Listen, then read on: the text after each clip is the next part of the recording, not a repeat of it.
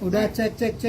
Pertama yang mau saya sampaikan, kedatangan saya hari ini ke Polres Jakarta Selatan itu dalam rangka berkoordinasi ya, dan sekaligus saya berkonsultasi dengan penyidik yang menangani laporan klien kami ya, Mas Irwan, karena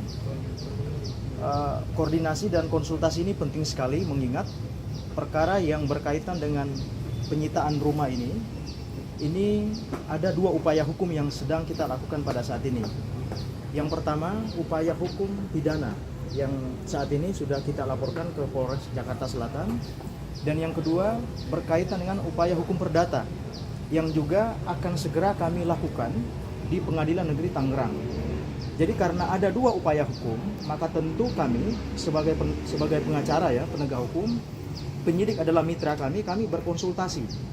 Karena mengingat ada peraturan Mahkamah Agung nomor 1 tahun 56 itu berkaitan dengan apabila ada perkara yang sama, kemudian perkara perdatanya berjalan, maka pidananya itu ditangguhkan. Nah, itu yang kemudian kita koordinasikan dan konsultasikan.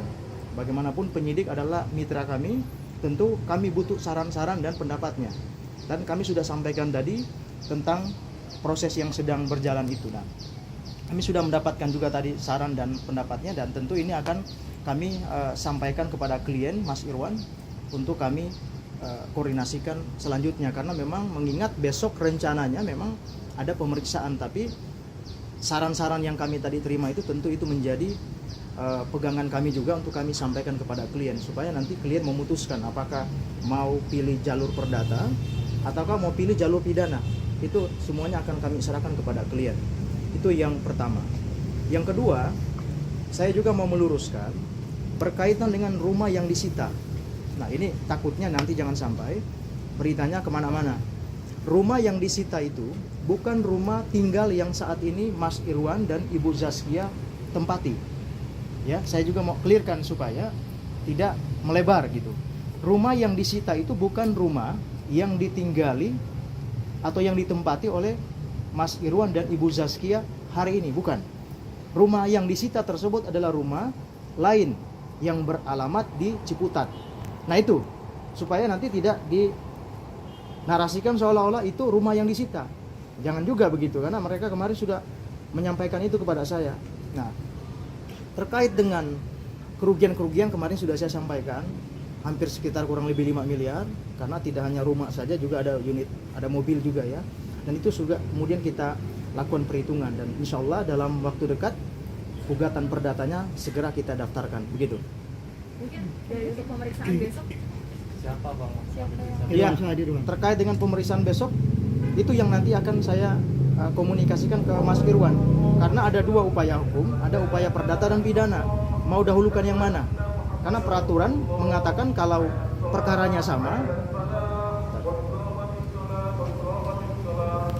peraturan Mahkamah Agung, iya kan, tidak boleh dua-duanya berjalan. Jadi harus ada satu yang dipilih. Kalau perdatanya kita jalankan secara perdata, kalau berkaitan dengan pidananya yang dipilih oleh klien kami, pidananya kita jalankan. Jadi itu yang nanti akan kita sampaikan. Kalaupun misalkan besok jadi diperiksa dan beliau berkenan, karena dia memilih proses hukum secara pidananya yang harus kita dahulukan, maka besok kita akan antar untuk dia diperiksa, gitu. Tapi sejauh ini setelah berkomunikasi dengan Abang, konsultasi juga dengan Abang, mungkin Bang Irwan sebenarnya inginnya mana dulu? Jadi begini, pada prinsipnya Mas Irwan mau proses apapun dia akan ikut. Sebagai warga negara tentu dia hormat terhadap proses hukum gitu kan, dan dia akan kooperatif. Hanya saja di sini kan berkaitan dengan adanya rumah yang disita. Karena ada rumah yang disita, maka kita tentu akan memilih kira-kira efektifnya proses yang mana. Kalau kita bawa ke jalur perdata tentu ada penyitaan, artinya ada sita jaminan. Kalaupun terbukti ada perbuatan melawan hukum dalam proses kredit yang tanda kutip bermasalah itu, maka konsekuensinya adalah rumah yang disita itu kemudian bisa kita sita lagi. Kan seperti itu. Tetapi kalau secara pidana kan mungkin akan bicara dalam konteks dokumen yang dipakai itu, apakah itu memang benar-benar dokumen asli atau palsu. Dan itu prosesnya juga cukup panjang.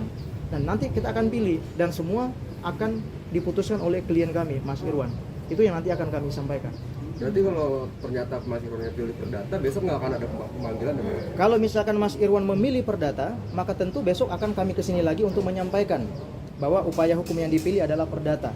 Sehingga kita tunduk terhadap peraturan Mahkamah Agung yang tidak boleh dua perkara yang sama, perdata dan pidana, berjalan bersamaan. Karena aturannya kalau ada dua perkara yang sama, perdata dan pidana, maka perdata didahulukan. Itu. Bang, tapi Mas Irwan sendiri siap nggak sih jika ini berjalan langsung terus ke pidana? Oh, sangat Berarti siap. Berarti kan untuk yang dipermasalahkan tadi otomatis akan hilang gitu dari kerugian 5 miliar itu. Mas Irwan sangat siap ya. Kenapa sangat siap? Karena dia korban dan dia memang sama sekali tidak pernah mengikuti proses kredit yang dimaksud tersebut. Seperti yang sudah saya katakan sebelum-sebelumnya bahwa Mas Irwan tidak pernah bertemu sekalipun dengan bank. Tapi kenapa tiba-tiba namanya tercatut sebagai debitur di salah satu bank tersebut? Dan barulah diketahui pada saat dia dikirimkan surat tagihan dan dipasangkan plang. Nah, itulah yang kemudian menjadi pertanyaan buat kita semua. Apakah proses perbankan semudah itu? Segampang itu? Karena kami merasa tidak pernah melakukan itu, itulah yang kemudian kemarin kita sudah lakukan berupa somasi dan pengaduan kepada OJK untuk ditelusuri siapa yang terlibat. Kalau ada oknum bank itu terlibat, ya kita minta juga diproses. Kalau misalkan ini hanya dilakukan secara tunggal oleh saudara Hafiz yang sudah kami laporkan tersebut, ya dia harus bertanggung jawab. Karena ini sudah merugikan klien kami. Itu. Oke? Bang, berarti kalau jadi di perdata di sini bakal dicabut laporan. Kalau misalkan di perdata jadi, ya konsekuensinya harus dicabut karena tidak mungkin jalan bersamaan. Tapi semua saya serahkan kepada klien, kepada Mas Irwan. Apakah mau pilih upaya perdata ataukah mau pilih upaya pidana? Upaya pidana. Yang pasti dua-dua mekanisme hukum ini membawa manfaat buat dia untuk mempertahankan apa yang menjadi haknya. Itu. Pemilihan di lokasi Pengadilan Negeri Tangerang karena rumahnya disita di. Iya, karena alamat tergugat masuk wilayah hukum Tangerang, wilayah hukum Pengadilan Tangerang. Jadi kemungkinan kita gugatnya di Pengadilan Tangerang. Tapi itu rumahnya kan ada 4 di Tangerang semua atau gimana? Iya betul. Jadi rumah itu satu komplek. Di situ ada 4 unit ya. Itu jadi satu komplek perumahan ada 4 unit. Nah, salah satu dari 4 itu yang saat ini sudah dipasangkan plang Di daerah mana? di daerah Tangerang Selatan. Tepat. Kenapa? Tepatnya perumahan apa? Kalau persisnya saya nggak tahu nama perumahannya apa, tapi yang pasti di Tangerang Selatan. Gitu. Siap. Ya, Terima ya, kasih. ya. Sip, thank you, Bang.